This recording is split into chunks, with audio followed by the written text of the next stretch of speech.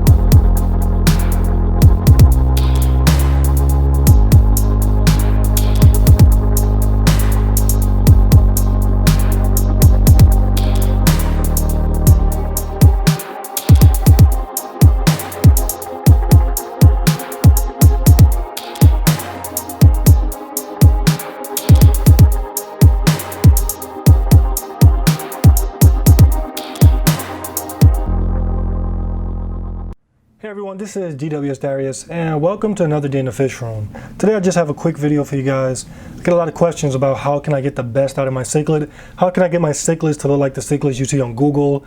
A picture perfect cichlid with all the color, with the best shape, and even the best personality. Now, before I used to always answer and say that the only way to do this is by allowing your fish to breed. When your cichlids breed, they go all out, the males trying to entice the females. And if you have a cichlid type that pairs together, like most Central and South American cichlids, even the females, they get all colorful and they really just go all out trying to entice each other. And that's used to be my only way to get the best out of your cichlids. And a perfect example of this is with my jaguars. It was just last week I shared with you guys.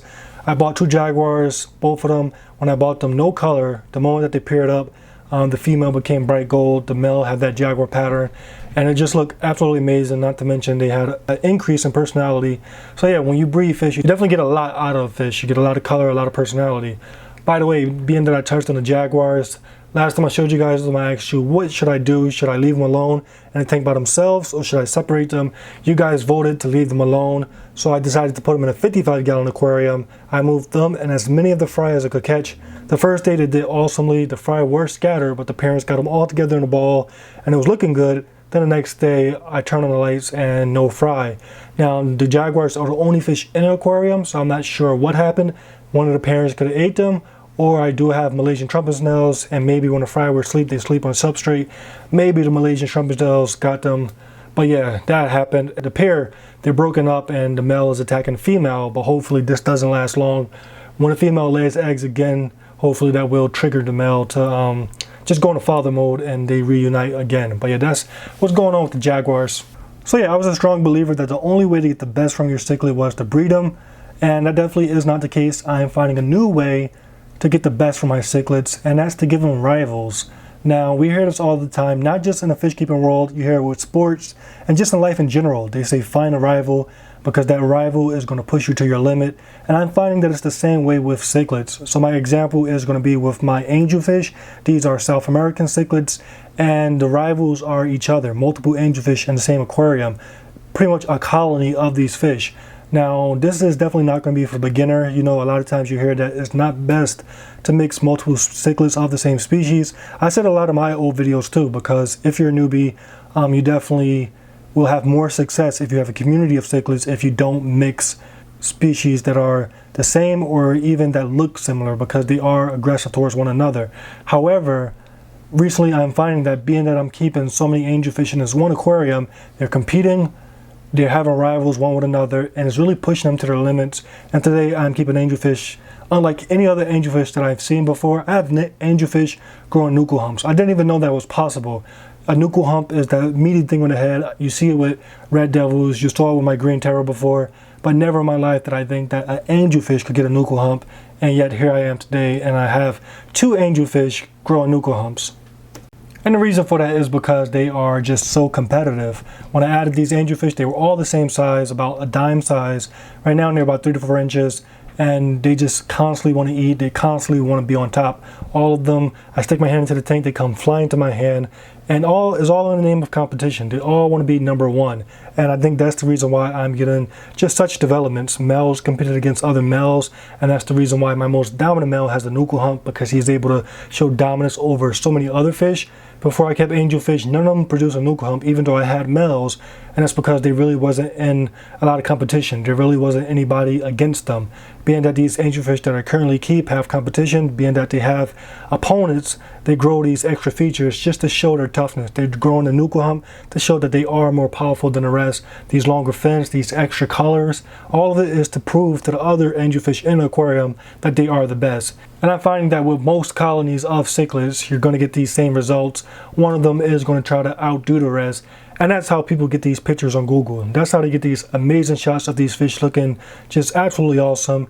I believe it's because they keep them in colonies. In colonies, they really have a lot of competition, and that's when you just get the best results.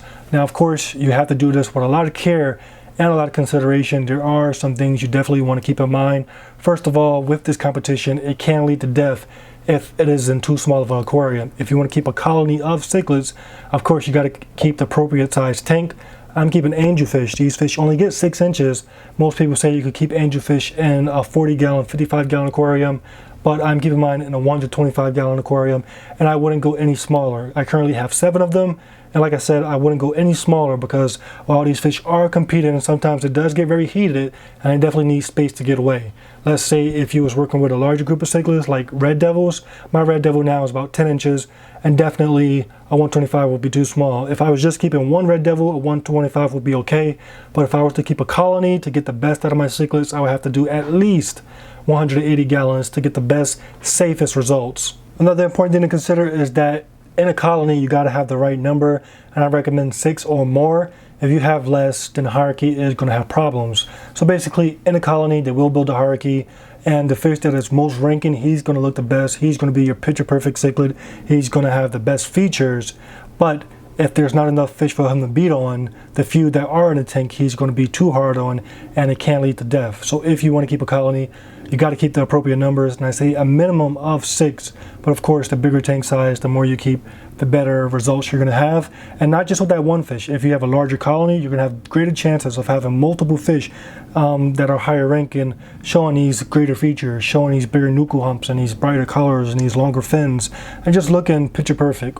Now, when you keep your fish with rivals, when you keep them in a colony, not only do you see improvements when it comes to the look of your fish, but also when it comes to the overall personality. These angelfish really bring my 125 alive. When I stick my hand to the tank, as I showed you guys, they come right to me.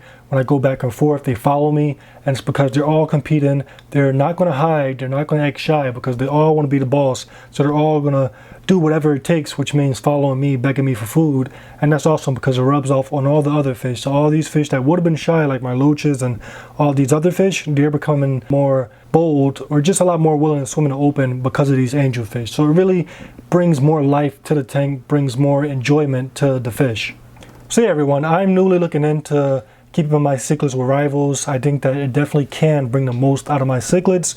I wish I would have did it with my peacock bass. If you look at them, my cichlid azul looks okay. My cichlid accelerus, when you compare it to pictures on Google, it definitely doesn't look all that great. The only one that looks okay is my cichlid ornico, and I believe that this is because he's competing with the other two. He finds the other two to be rivals because they're so much bigger.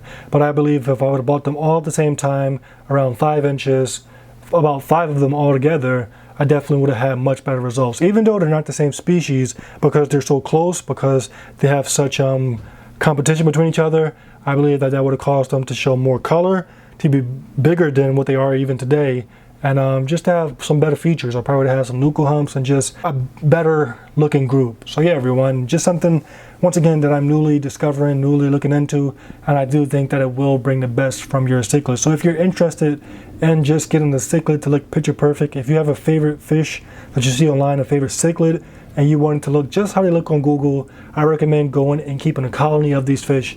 In a colony, these fish are going to compete. They're going to be rivals one towards another. If you provide a large enough aquarium, and if you provide a colony that's large enough, 6 or more, and that will be good, you definitely will get some awesome results. Anyways, let me know what you guys think about this video. If any of you keep colonies today, let me know if you think that the colonies really bring out the best of the cichlids because of that rivalry, because of that competition. But yeah, everyone, this has been a video for today. Hope you enjoyed it. If you want more, make sure you subscribe. If you like this video, make sure you hit that thumbs up button. And I'll catch you guys on the next one.